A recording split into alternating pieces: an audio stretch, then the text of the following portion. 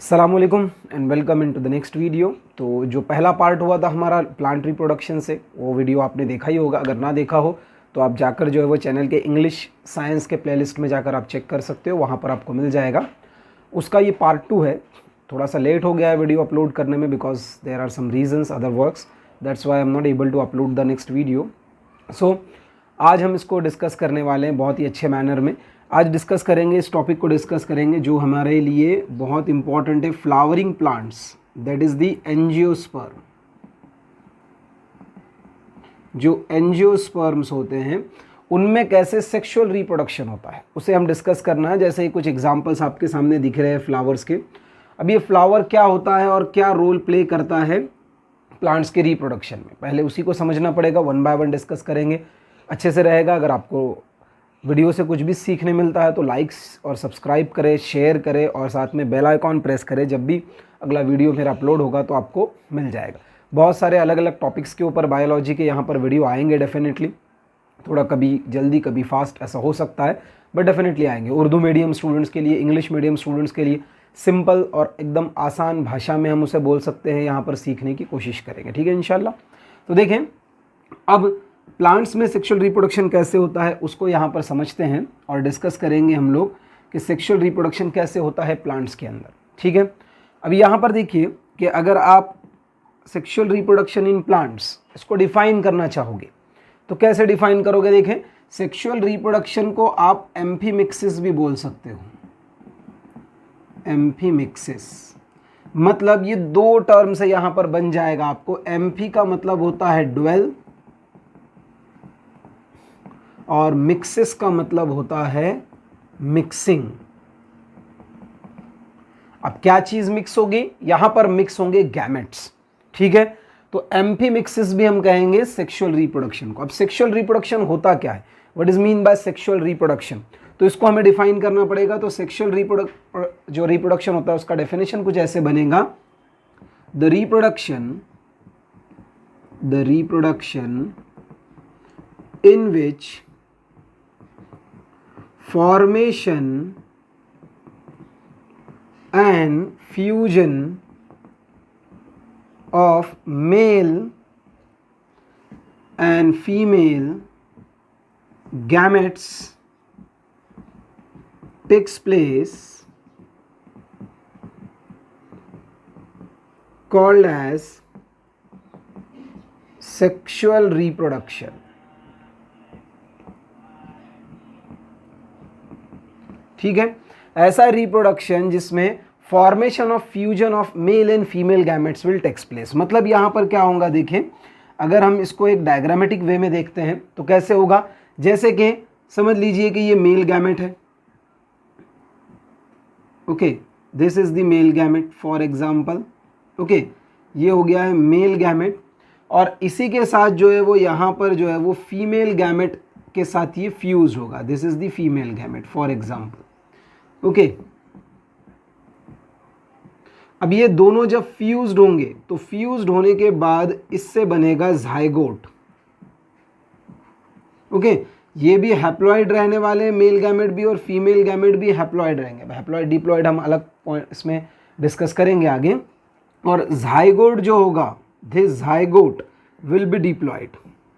Okay, ये zygote जो बनने वाला है ये डिप्लॉइड रहने वाला है जिसमें 2 सेट्स ऑफ क्रोमोसोम्स होंगे। नाउ फ्रॉम दिस जाइगोट, इस जाइगोट से जो है वो आगे जाकर जो है वो एम्ब्रियो बनेगा। Okay, and from this embryo the new plant will be form. एक न्यू प्लांट जो है वो बन जाएगा। तो इसी को बोला जाता है सेक्सुअल रिप्रोडक्शन। मतलब यहाँ पर प्रोसेस गैमेटोजेनेसिस का भी हो रहा है, यहाँ पर प्रोसेस फर्टिलाइजेशन का भी हो रहा है, सिनगैमी जिसे हम कहते हैं। यहाँ पर haploid male and female gametes बन रहे हैं, ये सब बनकर जो है वो जाइगोट बन रहा है और जाइगोट के बाद उससे एम्ब्रियो और एम्ब्रियो से न्यू प्लांट। जो एम्ब्रियो सीड में प्रेजेंट होगा और सीड जैसे ही जर्मिनेट होगा न्यू प्लांट। क्योंकि हम बात कर रहे हैं यहाँ पर प्लांट रिप्रोडक्शन की, एनिमल रिप्रोडक्शन की हम बात नहीं कर रहे, इसलिए मैं उस टॉपिक पे अभी डिस्कस नहीं कर रहा हूँ, वो आने वाले क्लासेस में आपको होगा।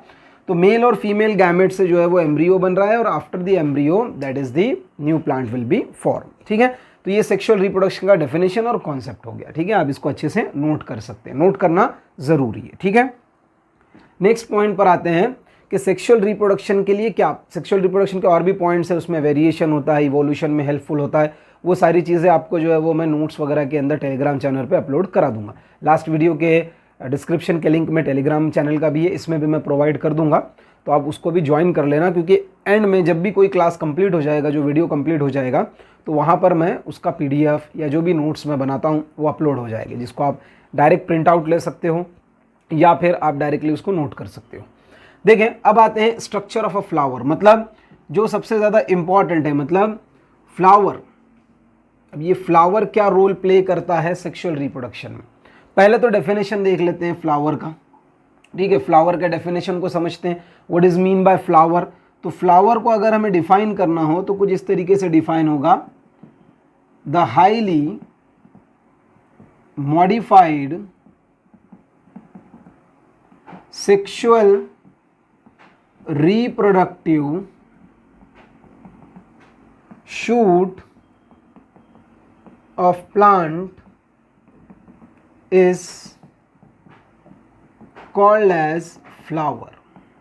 देखिए, ये एक सिंपल सा डेफिनेशन है जो आप ग्रेजुएशन तक यूज कर सकते हो फ्लावर का। The highly modified sexual reproductive shoot of the plant is called as the flower. Flower जो है वो बहुत ज़्यादा मॉडिफाइड है, क्योंकि ये डेवलप्ड और प्लांट्स के अंदर प्रेजेंट होता है, तो उसको हम कहेंगे। और सेक्सुअल रिप्रोडक्टिव शूट, मतलब अगर हम देखेंगे दूसरे फील्ड्स के अंदर तो फ्लावर की अलग दास्तान है ना। शायर जो है वो क्या करते हैं, शायरी में फूल को इस्तेमाल करते हैं, लड़कियां जो है वो अपना श्रृंगार करने के अंदर इस्तेमाल करती है, जो परफ्यूम इंडस्ट्री है उसको अलग इस्तेमाल करती है, तो वो चीज़ें उनके लिए फ्लावर अलग है। पर जब हम बॉटनी में आएंगे, बायोलॉजी में आएंगे, तो फ्लावर का कॉन्सेप्ट ही अलग है। फ्लावर यहाँ पर सिर्फ एक सेक्सुअल रिप्रोडक्टिव शूट है। फ्लावर यहाँ पर क्या है, only it is the sexual reproductive shoot in case of botany. बस आपको याद रखना कि यहाँ पर ये सिर्फ रिप्रोडक्शन से काम करेगा, बाकी इसकी खूबसूरती, इसकी खुशबू, इससे कोई लेना देना नहीं है बायोलॉजी में और बॉटनी में। अब फ्लावर के अंदर जो है वो आपको 4 मेन स्ट्रक्चर मिलते हैं। देखिए, इसको समझते हैं one by one. 4 structures are there. ये जो है यहाँ पर जो आपको दिख रहे हैं, these are called as the sepals, ठीक है। नंबर 1 जो हो गए यहाँ पर, इसको वर्ल बोला जाता है, that is the whorl of flower. The first whorl is the sepal, sepals बोला जाता है इसको। Then the next whorl is the petals, where it is, ये जो दिख रहे हैं हमें यहाँ पर, हाँ ये देखिए यहाँ पर इसका लेबल है, दिस इज द पेटल्स। ये जो आपको दिख रहे हैं बड़े बड़े, ये सब कुछ, दीज आर दी पेटल्स, ये सब जो है वो पेटल्स है। देन उसके बाद में जो आता है यहाँ पर, ये जो आपको दिख रहे हैं, दैट इज द एंथर यहाँ पर, तो इसको बोला जाता है एंड्रोशियम। ये जो है पूरा male reproductive world, that is the androecium, ये पूरा रहेगा यहाँ पर। और यहाँ से लेकर यहाँ तक ये जो पूरा है, this is the gynoecium. Gynoecium और फीमेल रिप्रोडक्टिव वर्ल्ड। तो यहाँ पर ये 4 वर्ल्ड रहेंगे जो हमें मिल रहे हैं। नंबर 1, ठीक है, नंबर 1 रहेगा sepals, number 2 petals, number 3 androecium और नंबर 4 गाइनोशियम। देखें, वन बाय वन समझते हैं। ये जो सेपल्स है, these are the non essential whorl of the flower, क्योंकि रिप्रोडक्शन में ये प्रेजेंट हो ना हो, इससे रिप्रोडक्शन को कोई फर्क नहीं पड़ता है, तो that's why it is non essential whorl. Generally आपको ये ग्रीन कलर दिखेंगे, अगर ये ग्रीन कलर होंगे तो दैट्स वाई, ग्रीन कलर होने की वजह से क्या होगा, ये आपको पता है कि जितने भी प्लांट्स के पार्ट में ग्रीन कलर होता है, they consist the chlorophyll, and chlorophyll is responsible for photosynthesis, तो they are also responsible for photosynthesis and also they protect the flower in bud condition. जब फूल कली की शक्ल में होता है तो ऐसी कंडीशन में उसको वो प्रोटेक्शन यानी हिफाजत देता है, तो ये होता है सेपल्स। फिर उसके बाद आते हैं नंबर 2 पेटल्स।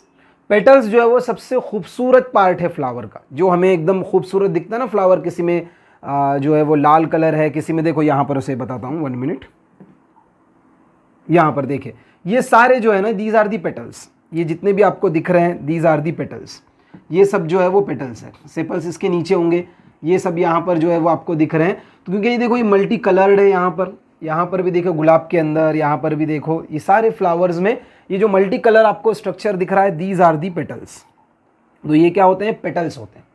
पेटल्स जो है वो जनरली ब्राइटली कलर्ड होंगे, बहुत ज़्यादा खूबसूरत कलर वाले होंगे, अलग अलग कलर के होंगे। And also these petals have the specific odour, इन पेटल्स के पास स्पेसिफिक ओडर रहेगा, मतलब खुशबू रहेगी। अब उसका काम क्या है, देखो ये बहुत ज़्यादा खूबसूरत होते हैं, कलरफुल होते हैं, इनमें खुशबू होती है, ये सारी चीज़ें क्या करती है, किसी को अट्रैक्ट करती है। अब इसको किसको अट्रैक्ट करना है, पेटल्स को जो है वो अट्रैक्ट करना होता है पॉलिनेटर्स को, यानी इंसेक्ट्स को, एनिमल्स को, ह्यूमंस को। तो उससे पॉलिनेशन, मतलब due to its attractiveness it attracts the pollinator. ये क्या करता है, पॉलिनेटर्स को अट्रैक्ट करता है। अट्रैक्ट करने के बाद पॉलिनेशन के प्रोसेस में काफ़ी हेल्पफुल होता है। बट ये भी नॉन एसेंशियल वर्ड है, अगर ये प्रेजेंट हो तो भी चलेगा, ना प्रेजेंट हो तो भी रिप्रोडक्शन अफेक्ट होगा नहीं या रुकेगा नहीं, है ना। तो that's why it is the non essential word. ठीक है, अब आते हैं हम अगले पार्ट की तरफ, that is the androecium and gynoecium. इसको समझते हैं। देखो पॉलिनेशन पे हम बाद में आएंगे, सॉरी अब आएंगे हम एंड्रोशियम और गाइनोशियम के ऊपर।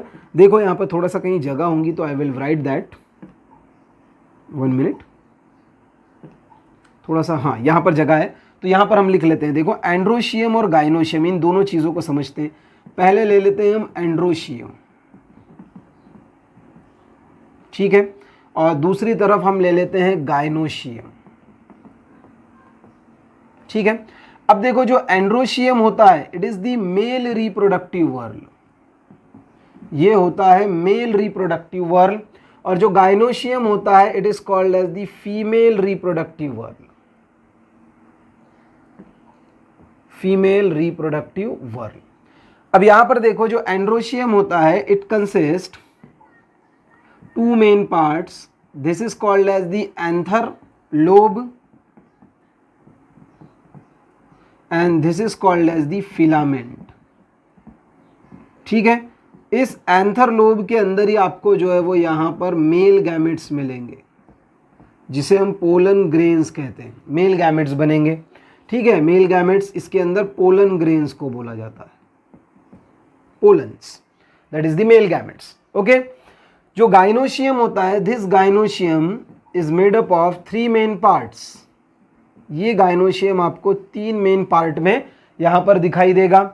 ये जो ऊपर वाला पोर्शन है इसको बोला जाता है स्टिग्मा, ये जो सिलेंड्रिकल पोर्शन है इसको बोला जाता है स्टाइल, और ये नीचे वाला जो ब्रॉड पोर्शन है इसको बोला जाता है ओवरी, और इसी ओवरी में जो है वो ओव्यूल्स प्रेजेंट होगा, जो फर्टिलाइजेशन वगैरह में यहाँ पर हेल्प करेगा, ओव्यूल प्रेजेंट होगा। देन गाइनोशियम में 3 पार्ट है, तो यहाँ पर पोलन ग्रेन आकर ये होते हैं, और ओव्यूल जो है वो यहाँ पर इसके अंदर होता है फीमेल गैमेट, ओव्यूल में जो है वो फीमेल गैमेट प्रेजेंट होगा, और उस फीमेल गैमेट को हम कहते हैं एग सेल। फर्टिलाइजेशन वगैरह के अंदर हम उसको डिस्कस करेंगे कैसे होता है। तो ये एंड्रोशियम और गाइनोशियम है, and these are the essential whorls, ये दोनों भी क्या है, इसेंशियल वर्ड्स कहलाते हैं फ्लावर के, they are the essential whorl. अब इसेंशियल मतलब they must for the reproduction, ये जो है वो रिप्रोडक्शन के लिए मस्ट है, चाहिए ही चाहिए। अगर एंड्रोशियम ना हो तो मेल गैमेट्स नहीं बनेंगे, रिप्रोडक्शन पे अफेक्ट होगा, गाइनोशियम ना हो तो फीमेल गैमेट्स नहीं बनेंगे, रिप्रोडक्शन पर अफेक्ट होगा। तो that's why they are the must for reproduction, ठीक है, चाहिए ही चाहिए दोनों भी, क्योंकि एक मेल गैमेट्स बना रहा है, दूसरा फीमेल गैमेट्स बना रहा है। ओके, चले आगे बढ़ते हैं। अब उम्मीद करता हूं इतनी सारी चीजें आपके समझ में आ रही होगी।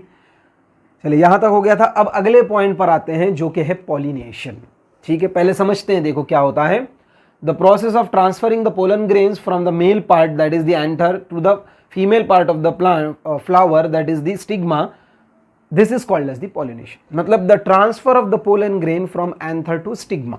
अब वो किसी भी मोड से जा सकता है, with the help of insect हो सकता है, with the help of air हो सकता है। तो जनरली आपने फ्लावर्स के ऊपर इस तरीके के किसी इंसेक्ट को कभी बैठा हुआ देखा होगा, आपको लग रहा होगा कि इंसेक्ट उसे क्या कर रहा है। इंसेक्ट या हनी बी है या मधुमक्खी है, उससे नेक्टर तो लेती है, पर प्लांट जो है वो उसको नेक्टर देने के साथ साथ एक टाइप का म्यूचुअलिज्म इसे समझिए, साझेदारी समझिए, कि वहाँ पर हनी बी वगैरह को जो है वो क्या मिल रहा है, उससे नेक्टर मिल रहा है ना, उनका फूड मिल रहा है। बट इस प्लांट का जो है वो वहाँ पर पॉलिनेशन हो रहा है। अब पॉलिनेशन इतना इंपॉर्टेंट प्रोसेस है, अगर ये रुक जाए ना तो हमारा 75% ज़्यादा क्रॉप प्रोडक्शन रुक जाएगा।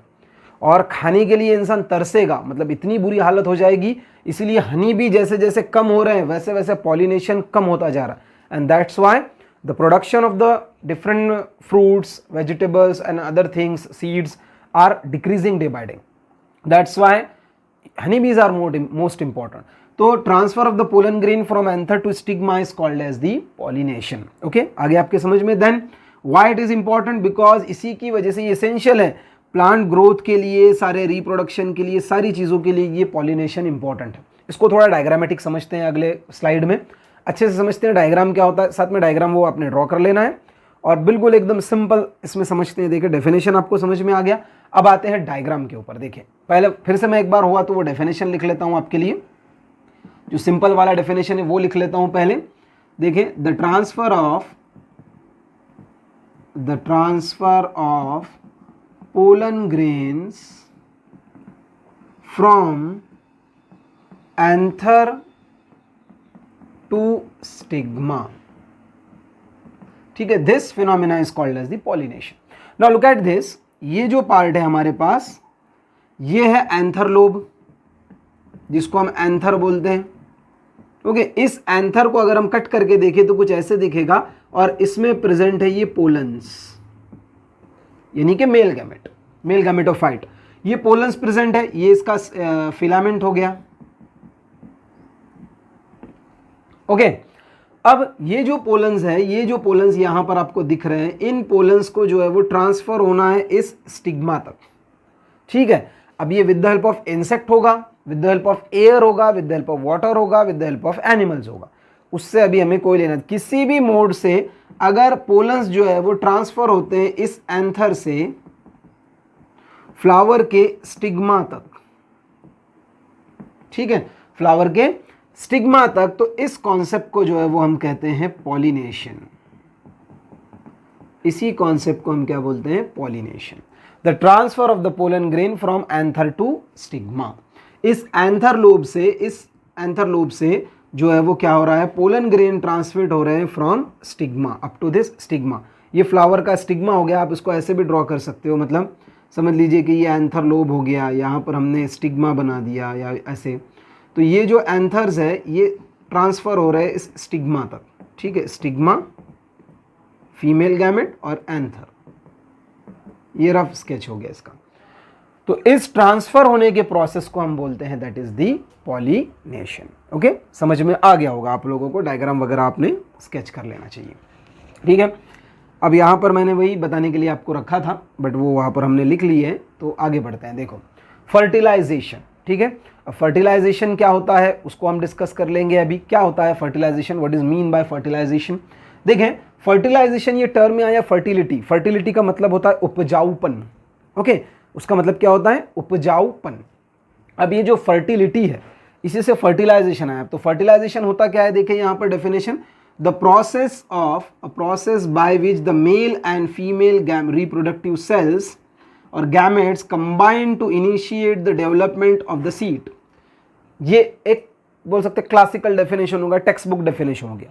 अब आप इसको ऐसे भी बोल सकते हैं, the fusion of male and female gamete to form the zygote, simple भाषा में, या और the fusion of haploid male and haploid female gamete to form diploid zygote is called as the fertilization. मतलब जैसे लास्ट टाइम मैंने आपको बताया था, यहाँ पर ये मेल गैमेट हो गया प्लस यहाँ पर समझ लीजिए कि ये फीमेल गैमेट हो गया, ठीक है। इन दोनों का जो है वो क्या हो रहा है? फ्यूजन हो रहा है। ये भी हैप्लॉइड फीमेल गैमेट है और हैप्लॉइड मेल गैमेट है और हैप्लॉइड फीमेल गैमेट है। उससे जो है वो हमें डिप्लॉइड जो है वो ज़ाइगोट मिल रहा है, ठीक है।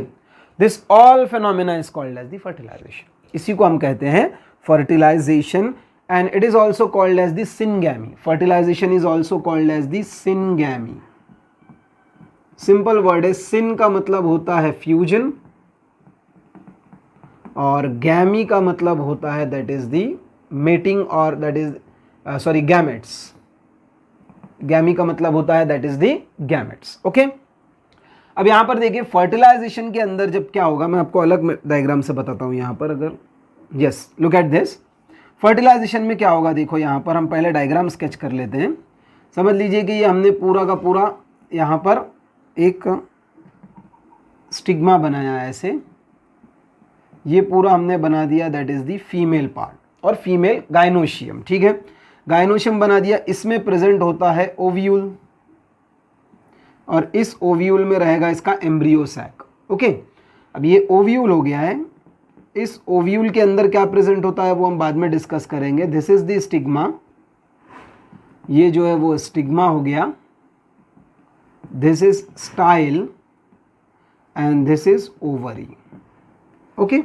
अब नाउ व्हाट हैपन, यहां पर क्या होगा देखो कि यहां पर जो है वो पॉलिनेशन के थ्रू जो है वो पोलन ग्रेन आएगा और पोलन ग्रेन कुछ ऐसे आकर स्टिग्मा पर गिरेगा और यहां से इसका पोलन ट्यूब बनेगा ऐसे,